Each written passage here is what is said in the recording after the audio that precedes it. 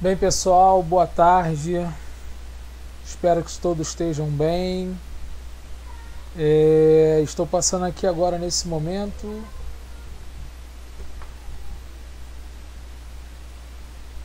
Bom, pessoal, boa tarde. Espero que todos estejam bem. Nesse momento nós vamos começar a nossa terceira e última aula de contabilidade básica, se baseando em cima do material de apoio que vocês têm do curso, né, técnico em administração.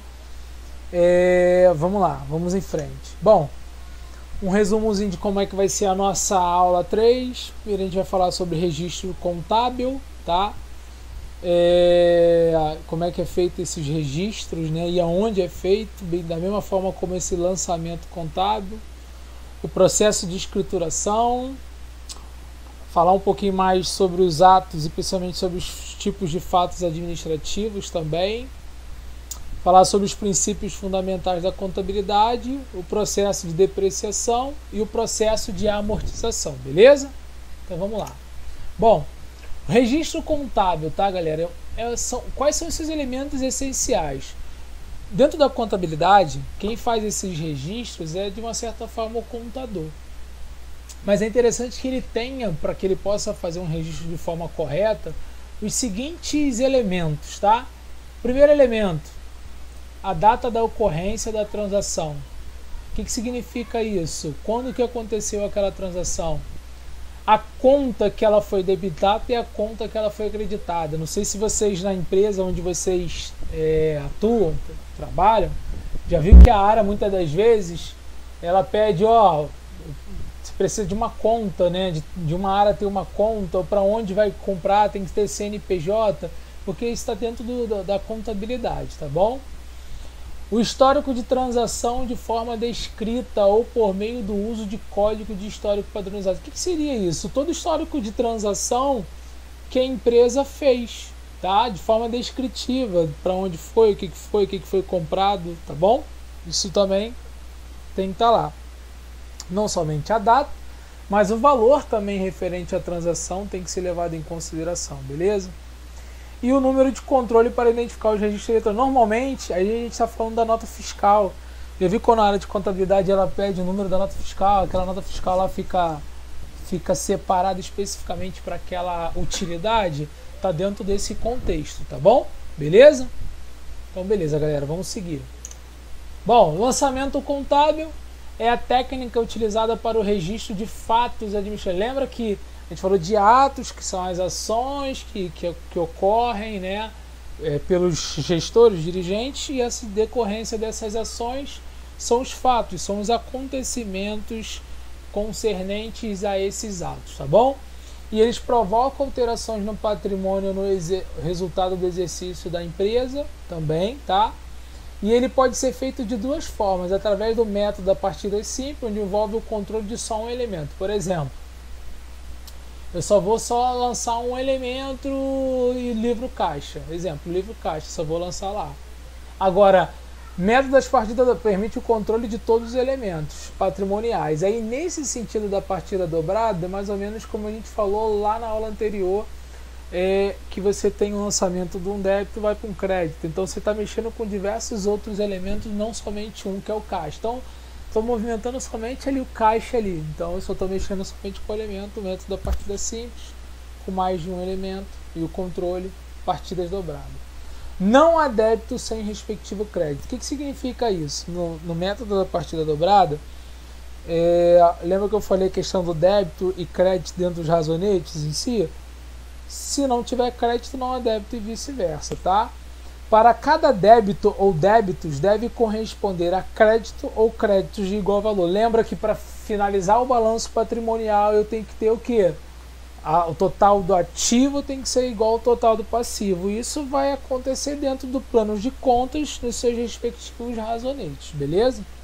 Por meio deste método, os registros são feitos inicialmente no livro diário e no livro razão. Então são dois livros que a contabilidade utiliza. É mais específico da área, mas o livro diário são aquelas movimentações diárias que acontecem dentro da empresa. E o livro razão já tem uma outra proporção, tá bom? Escrituração. O que é escriturar? É registrar. Então o processo de escrituração ele pode ser feito em livros próprios de forma eletrônica ou individual. E aí quando a gente está falando de forma eletrônica, né, só para vocês entenderem como a gente faz hoje, né? Os processos hoje estão tudo mais automatizados, já sai aquela nota fiscal eletrônica, então o processo já acontece ali manual, aquela notazinha de balcão, aquela nota com um cupom que ainda não está ainda lançado, e aí você tem que fazer todo o processo. Tipo, você vai no mercado e faz uma compra para café da tarde naquele lugar, aí você tem que pegar aqueles dados, né, e lá entregar lá na contabilidade para lançar na conta tal, e assim especificamente, tá bom? Livro diário. O que é o livro diário? Registro em ordem cronológica de data e sequencial de lançamento. Então o livro diário é tudo o que acontece naquele dia, livro obrigatório para todo. Então tá ali um exemplo, ó. Livro diário, tem lá empresa tal, CNPJ. O que ela fez? Por exemplo, ó, na data, conta débito, caixa, conta crédito, capital social. O que aconteceu? Integralização do capital referente ao sócio 1, R$5.000.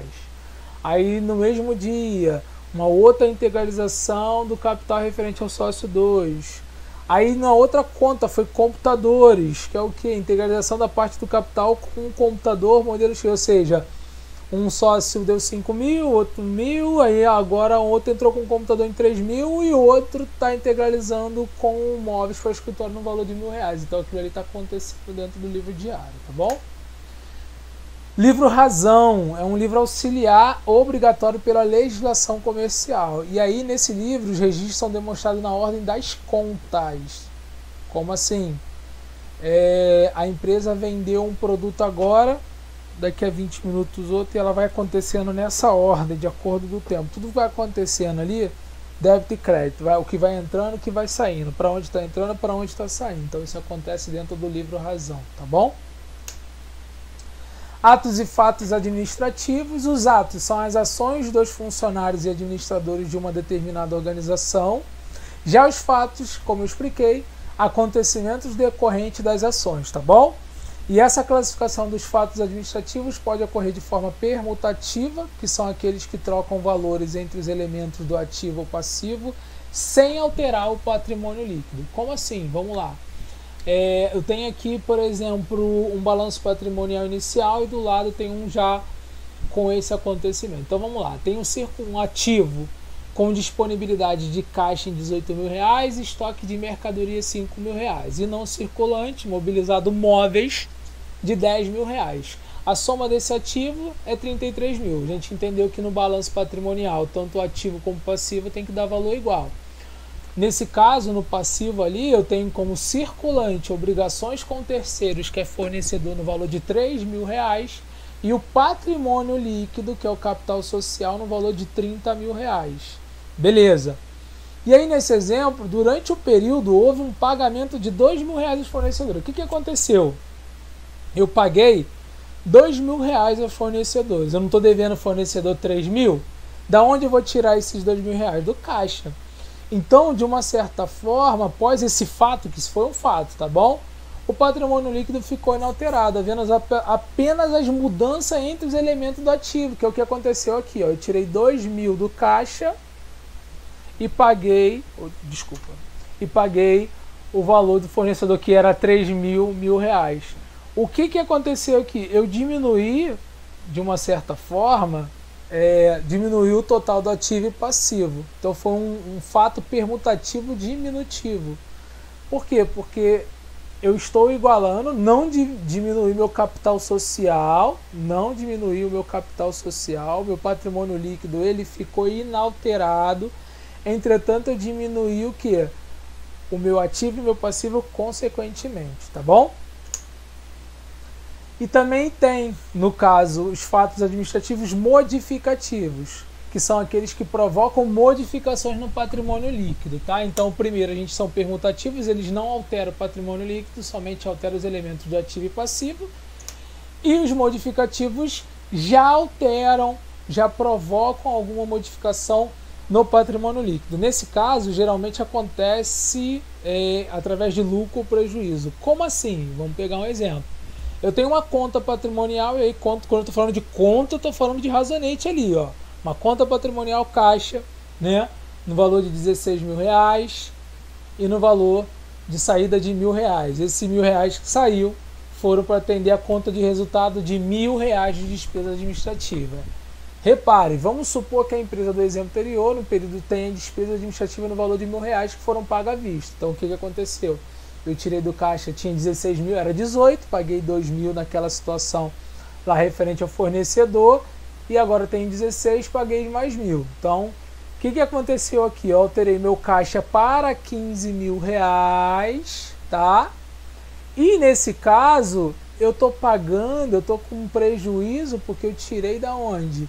Do prejuízo do exercício, que é aqui, ó, R$1.000, na conta de resultado, que eram as despesas administrativas. Nesse caso, alterou o meu patrimônio líquido. Eu não tirei especificamente para poder pagar algo que estava dentro do passivo, mas sim dentro do patrimônio líquido. Então, isso vai mexer no meu patrimônio líquido, ok? Apesar de o meu ativo e passivo sempre ser o quê? Igual, beleza? E aí, quais são os princípios fundamentais da contabilidade? Tem que haver continuidade, pressupõe que a entidade, no caso a empresa, continuará em operação no futuro e, portanto, a sua mensuração e apresentação dos componentes do patrimônio leva em conta essa circunstância. Então, assim, nenhuma empresa nasce para fechar, ela quer ter uma continuidade. Outro princípio é a oportunidade, que refere-se ao processo de mensuração e apresentação dos componentes patrimoniais para produzir informações íntegras e tempestivas. O que significa isso? Essas informações vão ter oportunidade na tomada de decisão daquela empresa, tá bom?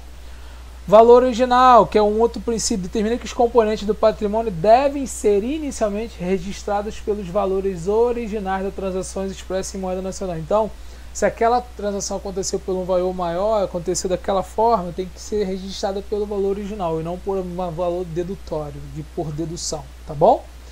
Outro regime é a competência, que determina que os efeitos das transações e outros eventos sejam reconhecidos nos períodos a que se referem, independentemente do recebimento ou pagamento. Então, quando eu estou falando de efeito de transação, tem que ocorrer no período de fato, onde aconteceu, beleza? E prudência, quando eu estou falando de, eu estou mexendo com ativo e passivo, e patrimônio líquido, estou mexendo com o patrimônio da empresa, então tem que ser muita prudência nas tomadas de decisões, na quantificação, nas mudanças, naquilo que se altera dentro da adoção do menor valor para os componentes do ativo e do maior valor para o passivo. Então, por exemplo, eu sempre tenho que esperar que eu vou ter o menor valor de ativos, mas o maior valor de passivo. Por quê? Porque eu estou sendo prudente em caso de acontecer alguma modificação, algum comportamento no mercado, que isso vai impactar no meu patrimônio e nas minhas contas de resultado, ok? E aí a gente fala sobre depreciação. O que é depreciação? É a diminuição parcelada, gradativa de valor que os bens de uso da empresa sofrem em decorrência de 3 situações. Desgaste. Então, por exemplo, uma empresa compra um determinado maquinário, vai usar, ele vai se desgastar, tá bom? Ou pela ação da natureza, você não está usando ele, está parado lá, o que está acontecendo? Ele, com o tempo, ele vai corroendo, vai enferrujando, né? Ou se perde e tudo mais. E a obsolescência, o que é isso, obsolescência? Só para vocês entenderem. Fala muito de informática, né? Toda hora você está lançando uma linha de novos componentes, novos computadores, até novos smartphones. Então, aquele smartphone hoje, daqui a 6 meses, um ano, ele já não tem o mesmo valor. Ele vai perdendo o seu valor de mercado naturalmente, porque vai surgindo novas possibilidades, tá?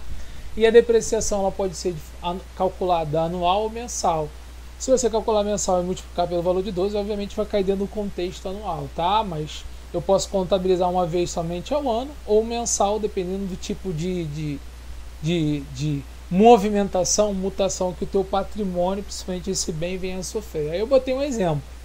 Eu tenho um móvel lá, utensílio, que ele tem um valor de 80 mil reais e ele sofre uma depreciação de taxa anual de 10%. Aí tem uma fórmula, que a fórmula é taxa vezes valor do bem, dividido tudo por 100. Peguei lá 80 mil vezes 10, né? Dividido por 100, deu 8 mil anuais. Ou seja, praticamente, se ele mantiver essa taxa, ele vai depreciar o valor de 8 mil reais anuais, tá bom? Esse móvel utensílio.